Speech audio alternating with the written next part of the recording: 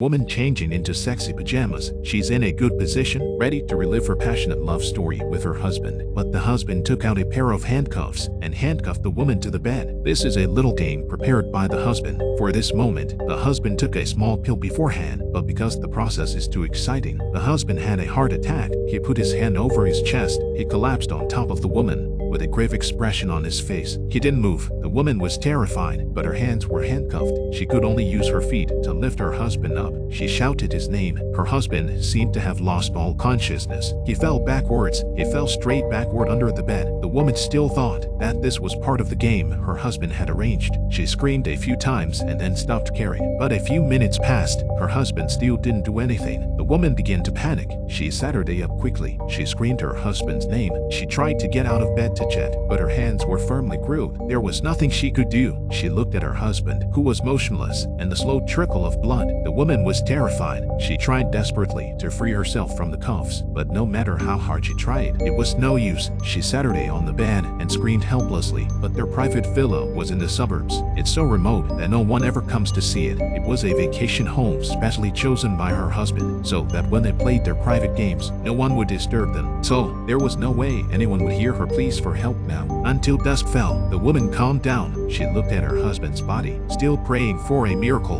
that he would wake up and save her. At that moment, there was a noise outside the house. The woman thought someone had heard her cry for help. She was instantly hopeful. She shouted even louder from inside the house. But all that came in was a wild dog. The dog noticed the man's blood on the floor. This is the greatest temptation of all. The woman saw that it wanted her husband for dinner. She yells at the dog. The dog takes a few steps back, but when he realizes that the woman cannot do him any real harm, the dog boldly stepped forward and stared at her husband's arm. The woman, worried that her husband might be hurt, panicked. She took out a book from the bed frame and threw it at the dog. This kind of damage to the wild dog is nothing. He ripped a piece of flesh from the man's arm and squatted by the door to enjoy it. The dog's cruelty broke the woman's heart. She buried her head and cried. Suddenly, her husband's voice rang out. How did he come back to life?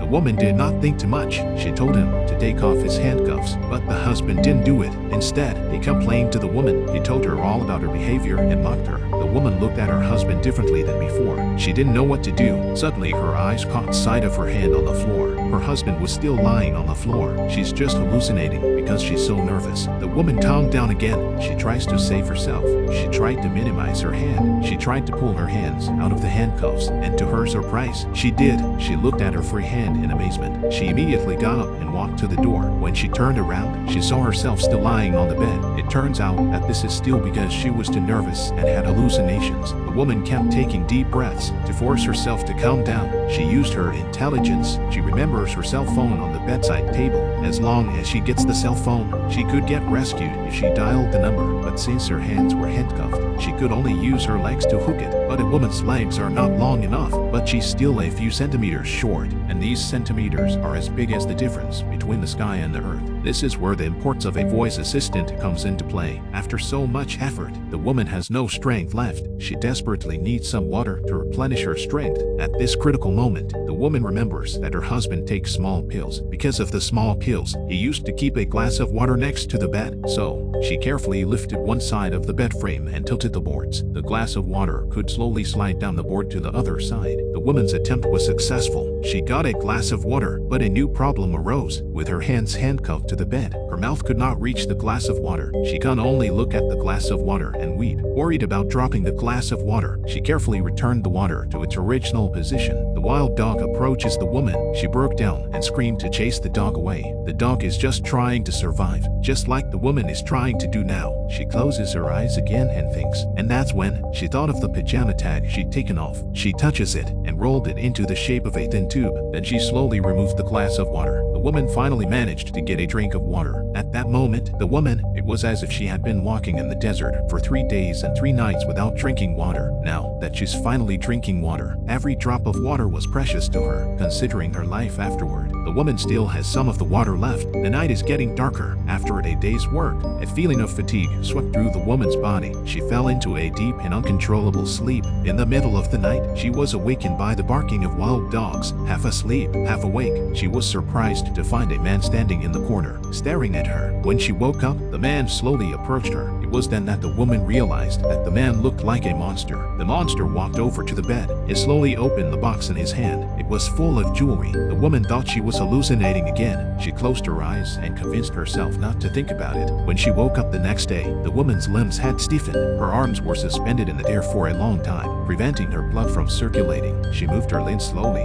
and suffered the pain of the cramps.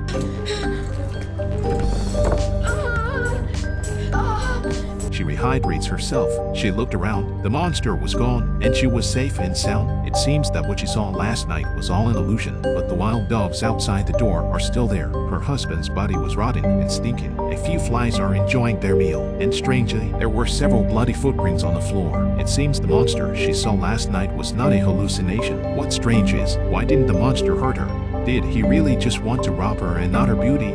The woman couldn't figure it out, so she closed her eyes and refreshed herself. But then there was a wet sensation on her feet. It was the wild dog licking her feet. The dog found the right moment. It bit off a piece of flesh from her calf. She cried out in pain. She struggled on the bed, and that scared the dog off. But it wasn't a permanent solution. She is losing her strength. Soon she would not have the strength to deal with the dogs. She knows that, and so does the dog. She had to find a way out of here. At that moment, she saw the glass on the bed frame. A bold decision came to her. She slowly removed the glass and poured all the water on the floor. Then she aimed the glass at the bed and smashed it. The glass shards scattered on the woman's hand. Her palm was cut with a large blood scar, but the woman no longer cared about the pain in her hand. She took out the sharpest piece of glass. She put it on the bed frame and stuck it, aimed her wrist at the shard and slashed it hard. A large amount of blood flowed out of her wrist. It turns out that she wanted to use the blood as a lubricant to help her escape from the handcuffs. She endured the pain with all her strength. After a moment of pain, she actually pulled her hand out of the cuffs. She grabbed her cell phone to call for help, but her cell phone had run out of battery a few days ago. She had no choice. She had to drag the bed slowly to the bathroom. After getting the handcuff key, she freed her other hand. The woman ran to the faucet. She drank from the faucet. Then she found some gauze to dress her wound. When everything was done, the woman was ready to leave the place. She saw the car keys on the counter, but she had lost a lot of blood. She became agitated. She had gone more than a few steps when she fainted. When she woke up, it was night. She was awakened by pain. The dogs were eating her again. She chased them away and got up slowly and headed for the car keys again. But suddenly she noticed the dog was staring nervously at the other side of the corridor. She followed the dog's gaze to the other side. She saw the monster standing at the end of the corridor. It turns out that the monster she saw in the room was not an illusion, but the monster was really only after money. He asked the woman for the most valuable thing on her body. The woman took offering without hesitation. After that, she drove away from the villa where she had been locked up for 2 days. But on the way there, once again, she lost a lot of blood and passed out. The car lost control and crashed into a tree. Luckily, the sound of the crash alerted the neighborhood. She got out of the car and called for help. The woman was taken to the hospital, successfully rescued. This experience, the woman was traumatized. At some point in her life,